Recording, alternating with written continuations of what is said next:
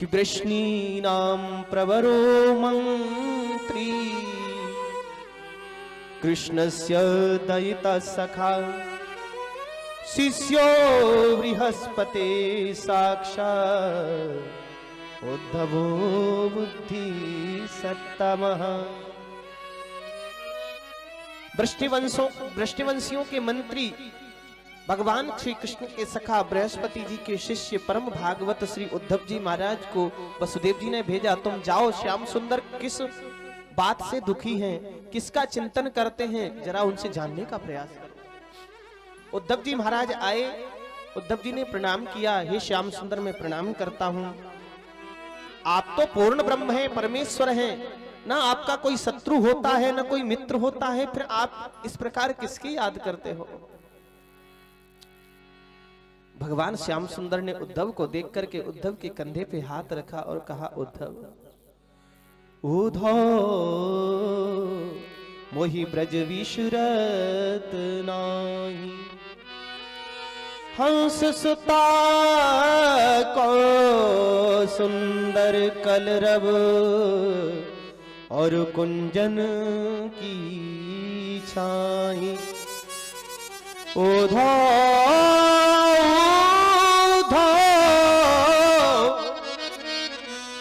मोहि ब्रज बिसरत नाही। उद्धव मुझे मेरे ब्रजवासियों की बड़ी याद आती है, मेरी माँ यशोदा की मुझे याद आती है, जो नित्य निरंतर मेरी याद में अपनी आंखों से आंसू बहाती रहती है। मुझे उन गायों की याद आती है जो मेरे मुरली के बिना बजाए एक तृण भी अपने मुख में नहीं दिया करती थी। मुझे उन ग्वाल वालों की याद आती है जो नित्य निरंतर मेरे साथ रहते थे। याद इसलिए आती है उद्धव क्योंकि वो मुझे याद करते रहते हैं। प्रभु आप तो ब्रह्म हैं। बोले मैं ब्रह्म जरूर हूं लेकिन हूं तो भक्तों के अधीन।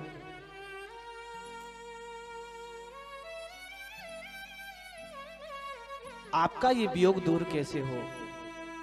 उद्धव जी ने जब पूछा तो भगवान बोले तुम जाओ उनको समझाने का प्रयास करना, वो याद हमको नहीं करेंगे तो हमको भी याद नहीं आएगी। उद्धव जी कहते हैं मैं अभी जाता हूं, मेरे ज्ञान के आगे कोई टिक नहीं पाएगा, मैं उन्हें समझाऊंगा वो समझ जाएंगे। बोले जाओ प्रयास करके देख लो। उद्धव जी जब जाने लगे तो कहा श्याम सुंदर ने, सुनो उद्धव मेरे रथ में बैठ करके जाना, मेरा पीतांबर ओढ़ करके जाना। बोले क्यों प्रभु। बोले इसलिए क्योंकि उन ब्रजवासियों को जब लगेगा कि तुम्हारा संबंध श्याम सुंदर से है तो कदाचित तुमसे बात भी कर लें, अन्यथा वो बात भी नहीं करेंगे। श्री सुखदेव जी कहते हैं राजन, उद्धव जी प्रभु की आज्ञा प्राप्त करके ब्रजमंडल की ओर जैसे ही चले, ब्रज की दशा तो बड़ी विलक्षण हो रही है। जो बाल सखा श्याम सुंदर के अंतरंग सखा थे वो नित्य प्रति उसी रास्ते में आकर के बैठ जाते हैं जहां से श्याम सुंदर यमुना पार करके मथुरा गए हैं। दिन भर टकटकी लगा करके उसी मार्ग को देखते रहते हैं, मन में चिंतन करते रहते हैं, श्याम सुंदर आ रहे होंगे, अब आ रहे होंगे, अब आ रहे होंगे। धीरे धीरे सूर्य अस्ताचल की ओर चले जाते हैं, रात्रि का समय आता है। हताश उदास होकर के मां यशोदा के भवन के सामने जाते हैं और करुणार्ध होकर के अवरुद्ध वाणी में कहते हैं, मां ओ मैया यशोदा आज हूं ना आयो, बड़ो निष्ठुर रह गयो है। वही स्थिति है सज्जनों देवियों, आज भी श्री श्याम सुंदर की प्रतीक्षा में वो बाल सखा बैठे हैं। सामने से रथ आता दिखाई पड़ा, नन्हे नन्हे बाल सखाओं के हृदय में प्रेम की हिलोर उत्पन्न हुई। देखो भैया हम तो सोच ही रहे थे हमारे बिना का मन लगे मथुरा में श्याम सुंदर को। अरे वो राज्य वो ऐश्वर्य वैभव श्याम सुंदर को प्रिय नहीं लगेगा, हमारे लिए हमारे पास वो अवश्य आएगा। देखो वो रथ आ रहा है कन्हैया का। ये बाल सखा तो उस रथ को देख करके रथ की ओर दौड़े।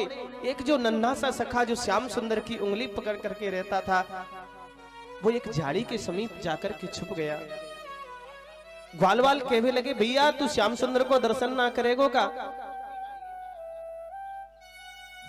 वो सखा कहने लगा, भैया श्याम सुंदर से हम रूठ गए हैं, मैं बिल्कुल श्याम सुंदर को अपना मुख नहीं दिखाऊंगा, दर्शन नहीं दूंगा। बोले क्यों?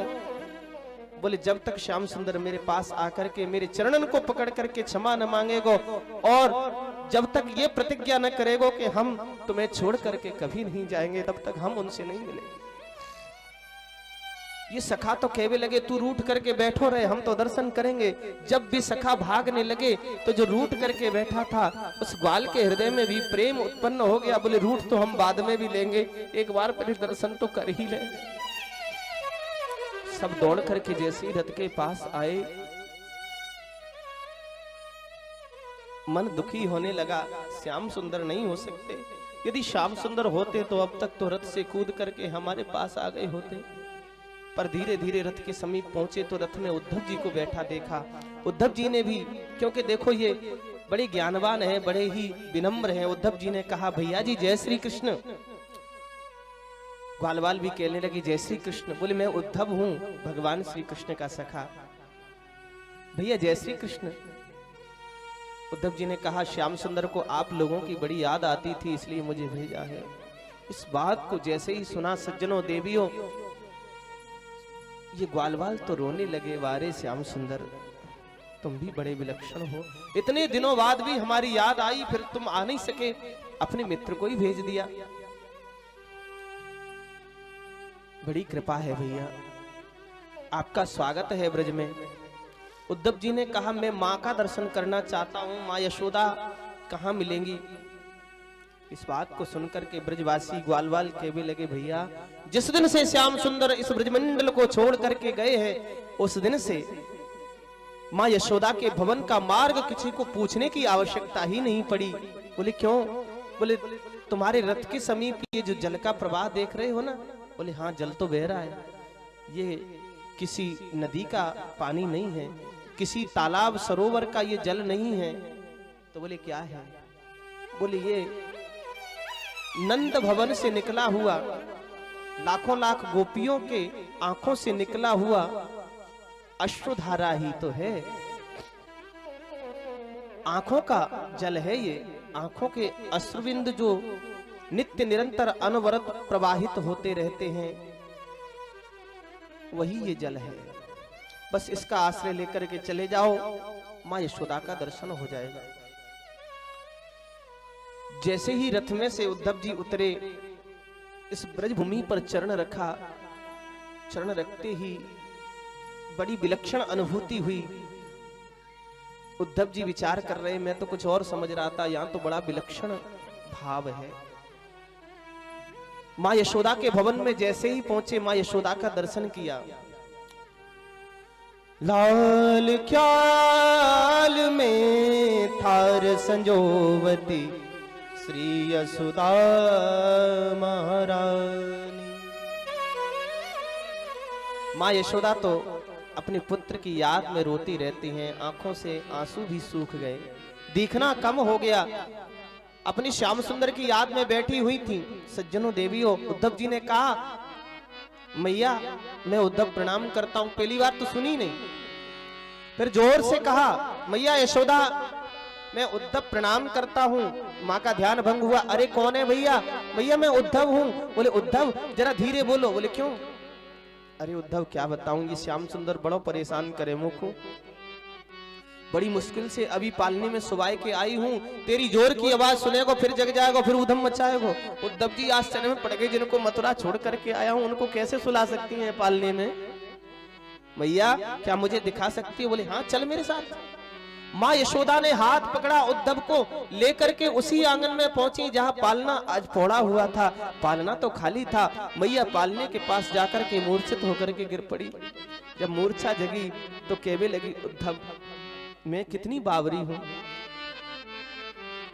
श्याम सुंदर तो मथुरा चले गए हैं, पर आज भी मुझे वो याद आती है। वो लीला मेरे आंखों के सामने दृष्टिगोचर होती है। ये वही आंगन है जहां श्री श्याम सुंदर ठुमक ठुमक नृत्य करते थे।